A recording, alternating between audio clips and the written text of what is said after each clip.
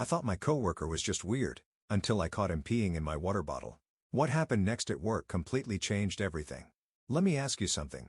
What would you do if you came to work, took a sip of your water, and realized it wasn't water? Now imagine going to your boss for help, and they lie to your face. Imagine begging for answers, only to realize the people you trust most at your job are doing everything they can to sweep the truth under the rug.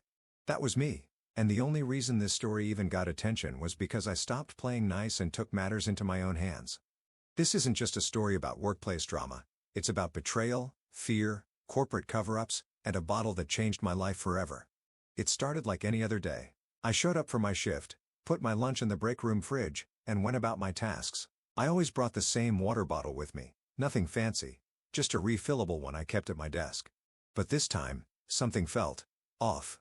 I picked it up, unscrewed the cap, and before I could even take a sip, I caught a whiff of something. It didn't smell like water. In fact, it didn't smell like anything that should be in a bottle in the first place. Out of instinct, I recoiled. Then I took another sniff just to make sure I wasn't imagining it, and I gagged.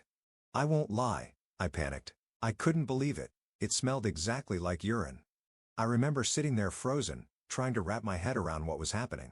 Was this some disgusting prank? Had someone seriously done this? Then it hit me. This wasn't just gross. This was targeted. There had been tension at work for weeks. I had recently been promoted, or at least, I was in the final running for a new role. There was one coworker, let's call her M, who didn't take the news very well.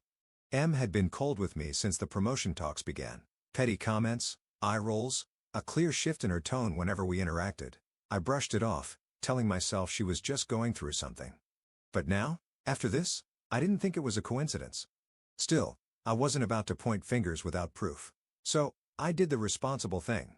I took the bottle to my manager. I expected shock, concern, or at the very least, urgency. Instead, I got vague nods and promises to look into it. They told me not to worry, that they were going to review the security footage and gather evidence. I left that office still rattled, but hopeful. I thought, okay, maybe they're just following protocol. But then days passed. Friday came and went. They told me the police had been contacted, but no one showed. Monday rolled in. Still nothing. I kept being told that security is reviewing footage and the loss prevention team is working on it. But something didn't sit right. Then my direct boss pulled me aside and dropped a bombshell. Security told him that no one had even asked to review the tapes. That's when it hit me. I was being lied to. I was furious. Not only was I the victim of what could very well be a crime, but now it seemed like my workplace was actively covering it up. Or at the very least, stalling to protect someone. So I did what I had to do. I sent a scorching email directly to the VP of HR and CC'd my supervisors.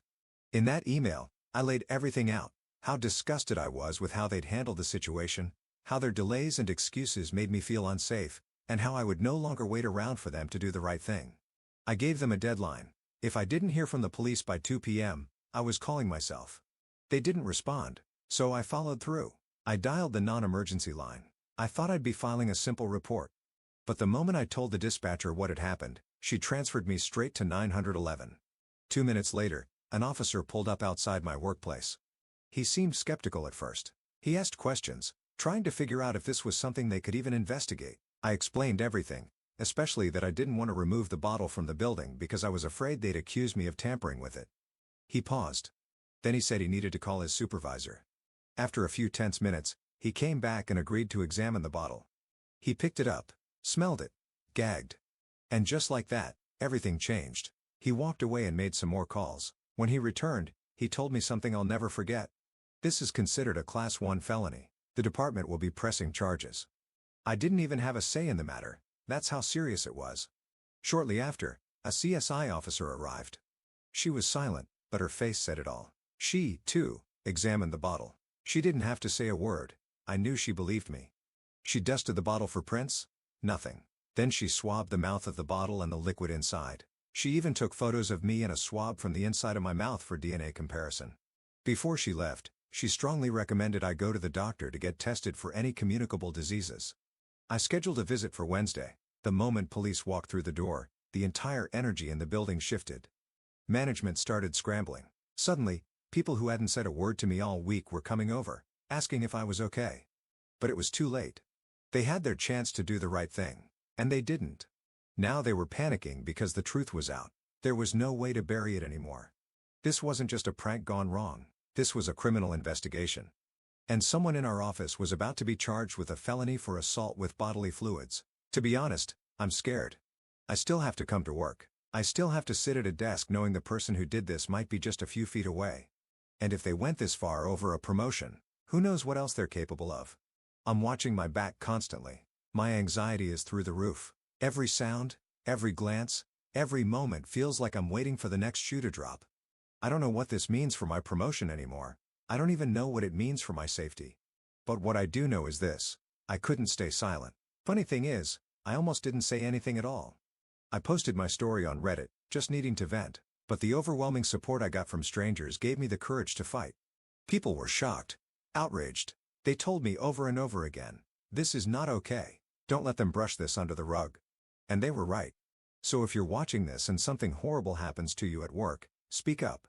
You're not crazy. You're not overreacting. Your safety and dignity matter. As of now, the police are processing the swabs. It could take 1 to 3 weeks. A detective will be assigned to the case. Charges are moving forward whether I want them to or not. My workplace is trying to act like everything is normal, but it's not. And while I'm not looking to sue, I won't forget how they failed me. I'll update you all as this story unfolds. But for now, take care of yourselves, and never ignore your instincts. Because sometimes, your water bottle holds more than just water.